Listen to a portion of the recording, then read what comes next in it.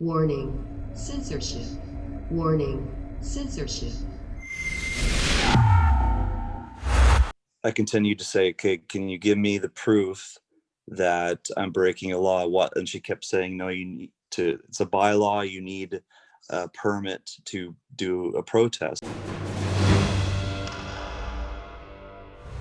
Today I'm going to bring you the story of Jonathan Rossiter. Now he's from New Brunswick, but the ticket he received is not at all from the lockdown jurisdiction where he lives, but rather from the jurisdiction where he was protesting. You see, Jonathan took his little protest show on the road, all the way to Montreal. And, like so often happens at protests, he was using a loudspeaker to get his message across, his message of protesting the lockdown restrictions. Now, protest isn't illegal, but because of his protest, Jonathan received a ticket, but not for what you may think, because in much the same manner that law enforcement and security officers use trespass laws to get rid of pesky journalists like Tamara Ugolini, or to evict people who are mask exempt from stores and other public properties, Jonathan was issued a ticket for something he wasn't doing at all, just to get rid of him.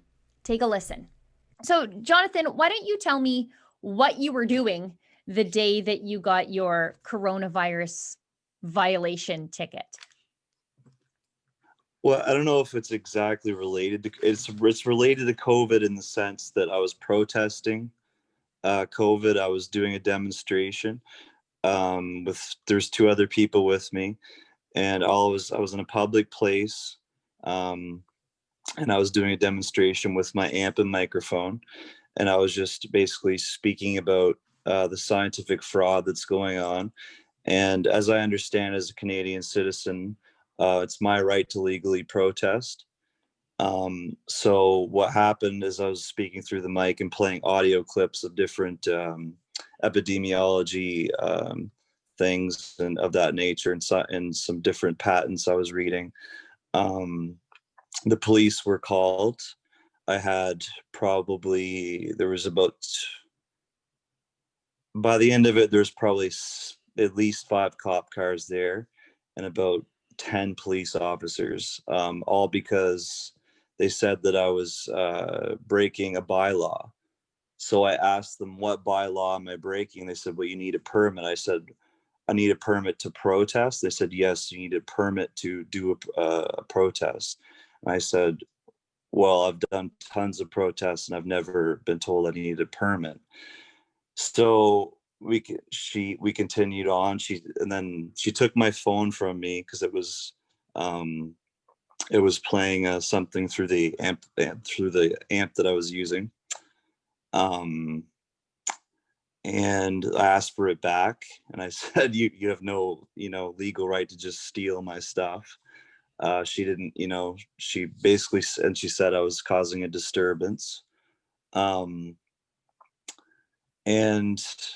I continued to say, okay, can you give me the proof that I'm breaking a law? What? And she kept saying, no, you need to, it's a bylaw, you need a permit to do a protest. I said, what about all the protests that have happened in Montreal the past few weeks?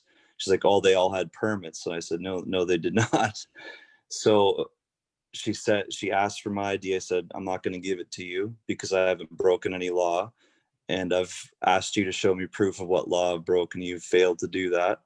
So it went back and forth. And eventually I just agreed to I was just tired of it. I gave her my ID. And after she threatened to arrest me if I didn't. And so that's basically what happened. And when I looked at the ticket after had all dissipated, it was probably a 20-minute conversation. They gave me a ticket for being a traveling musician and using an instrument that was, my understanding, causing a disturbance. A traveling musician using, I guess, being too loud or something, but I was in an open public area. There were no buildings around me.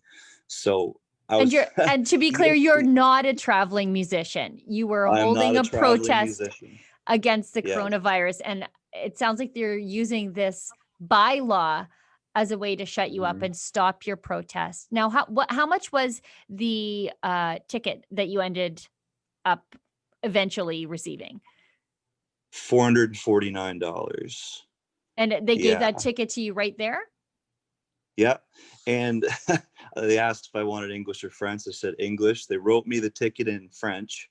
So I actually had to go I had to go online and get a, you know, translation into English. And I looked at the actual bylaw. I looked at the bylaw, and that's what it was for: a traveling musician using an instrument with an amplification device. But one, I'm not a traveling musician. Two, I wasn't using an instrument for musical purposes, right? Yeah. So the fact of using an instrument, I wasn't using one. So that right there is complete. It's what it's what they gave me with had nothing to do with what was going on. Right. It's all a little bit convenient. And, we see bullhorns and megaphones all the time at protests, people Yeah. screaming at the And I top of wasn't their lungs. Yeah. and I wasn't even that loud, actually. Where I was initially, there was somebody up the hill playing. It was across from City Hall. There's a market there, Yeah. and I was like many feet away from. I wasn't near any stores or buildings. I was just on a street, public area, kind of like a park area. Yep. And so the musician that was like many probably, I don't know, 100 200 feet away from me was complaining I was too loud, drowning out his music. So then I turned down the amp, and then they still complained, and so I actually moved another probably 100 feet away, way far away from where he was, because I wanted to respect, okay, he's trying to play some music. I might have cut into that. So I moved my demonstration away from where he could no longer hear me, and then I turned the amp down. But still, I wasn't breaking any laws, and nor do I need a permit to do a demonstration. So, and then what they gave me the fine for had nothing to do with what I was doing. So the fine is folly, because it has nothing to do with what I was doing. Right. So, and also the officer lied to me. She said I was being charged with a bylaw that had to do with that I needed to protest with. But as you can see on the ticket that I sent you guys, that's not what it was. And to be fine with it, even if that's what I was doing, I shouldn't have been fined, because I stopped and left anyway. We're seeing a Right. lot of these officers using other laws that are not meant to Yes. deal with this sort of stuff on people, just to get rid of them. My friend Tamara Mhm. Ugolini has been working very hard on exposing how police, security, and bylaw officers are using trespass notices to get rid of people who have mask exemptions. So Yeah. they're just I was just abusing gonna that. Yeah. Yeah, I was just going to mention that to you, the trespass thing. I have two friends that have medical exemptions. Actually, your Rebel News is in contact with them now. They're also from New Brunswick. As I was saying, I want to extend an offer to you that we may help you fight this fine at no cost to you. We'll crowdfund your legal fees through fightthefines.com. We'll put you in touch with a top criminal lawyer. We've seen it all across the country. The crackdown on free expression, on political speech, on religious freedom. People protesting in the public square is something that is protected in this country. It's not something that is made illegal through the stroke of a pen of an unelected health bureaucrat. So we're going to help you fight this fine. Do you have a message for the people who are going to donate to cover your legal costs, and also for people out there who might be a little bit afraid of getting a fine if they do protest the lockdown? Well, my message to the people that are involved with this is thank you from the bottom of my heart. There's a lot of people like me across Canada, and we need to have a voice and a platform. So I thank you guys for everything you're doing, all your hard work. I have my own BitChute channel. I just started a few months ago, so I'm constantly pumping out content exposing the scientific fraud. But my message would just be to know your rights, stand up, and don't let fear and intimidation will intimidate you. Don't let police intimidate you, and don't comply just because out of fear or out of trying to be going along with the, the flow of the current with everyone else. Jonathan's not a musician and he wasn't playing music. So why is he being ticketed under a law that applies to noise from a traveling musician? Well, of course, you know the answer to this: to shut him up.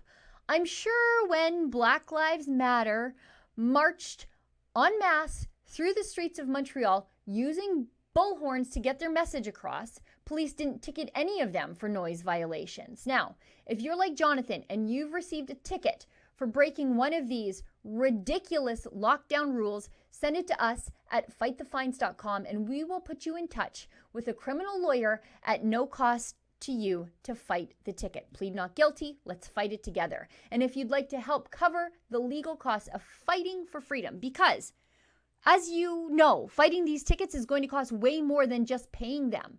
But we think civil liberties must be defended now more than ever. You can donate at that special website, fightthefines.com. For Rebel News, I'm Sheila Gunn-Reid.